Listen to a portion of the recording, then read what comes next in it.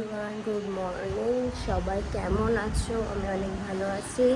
আজকে শুভ নববর্ষ, তোমাদেরকে জানাই শুভ নববর্ষ। অনেক অনেক ভালো থেকো, সুস্থ থেকো সবাই। আর সকালটা এখন থেকে আমার স্টার্ট, আর তোমাদের সাথে শেয়ার করছি। আমি আজকে একটু দেরি করেই উঠেছি, কারণ আমাকে রাত জাগতে হয়। আর আইসাকে নিয়ে এখন প্রায় 11:30 মতো বাজে। তো আমার খাওয়া দাওয়া অলমোস্ট কমপ্লিট। আমি সকালবেলা একটু চা খেয়েছিলাম, তারপরে একটু ঠান্ডা ভাত খেয়েছি, মানে আর কি গরম না, এমনি কালকে রাত্রেবেলার ভাত ছিল সেটাই খেয়েছি। খুব গরম পড়েছে, যা গরম পড়েছে তোমাদেরকে কি বলবো। এত গরম পড়েছে না যে বাইরে একটুও থাকা সম্ভব হয় না। আর আমার রাইসা তো মানে ওর এত গরম, আল্লাহ এত গরম যে ওরে দিয়েছে তা কি বলবো। ও তো একটুও গরমে থাকতে পারে না, গোসল না করে তো থাকতেই পারে না, আর গরমেও থাকতে পারে না। ওর গা সবসময় জ্বালা করে, এরকম হয়। তো ওকে গোসল করিয়ে খাবিয়ে ঘুম পাড়িয়ে দিয়েছি, এখন দোলনায় আছে। তার এত ঘাম হচ্ছে গাইজ, এত মানে অস্বস্তি হচ্ছে যেন গরমে। দেখতেই পাচ্ছ আমার হালাত কিরকম হয়ে গিয়েছে, গরমে সব ঘেমে গেছে একেবারে। আমি গোসল করব, এবার গোসল করতে যাব। আমার আইসার একটু নতুন জামাটা দেখো, আজকে নববর্ষ, তাই ওকে নতুন জামা পরিয়েছি। সো দাঁড়াও তোমাদেরকে দেখাচ্ছে। আমিও আগে ছোটোবেলায় শুধু নতুন জামাই পরতাম, যখনই নববর্ষ হতো তখন নতুন জামা পরে বসে থাকতাম আমরা সবাই। মানে ছোটোবেলায় এরকম নতুন নতুন জামা পরতে খুবই ভালো লাগতো।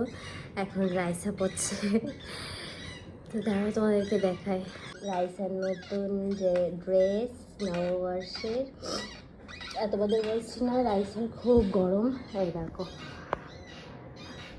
আমি ঘর ঠান্ডা করার জন্য 28°C দিয়ে রেখেছি।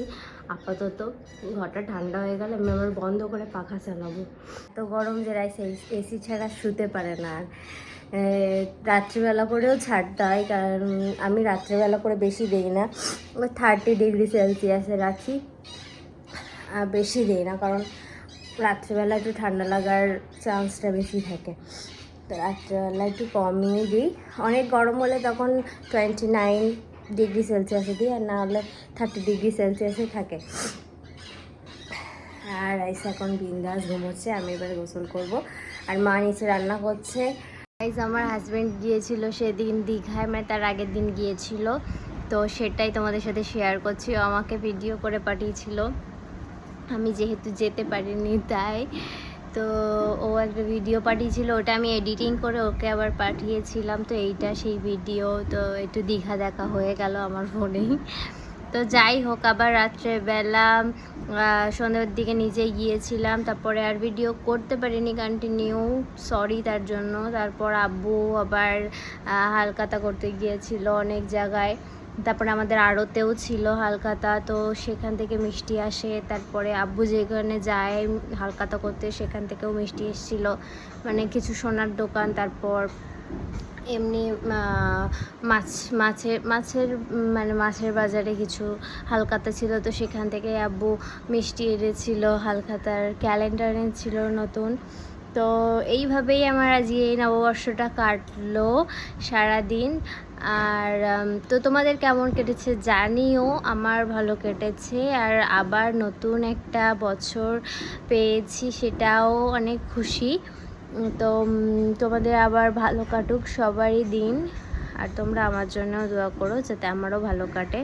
তো আবার নেক্সট ভিডিও দেখা হবে। Bye, take care.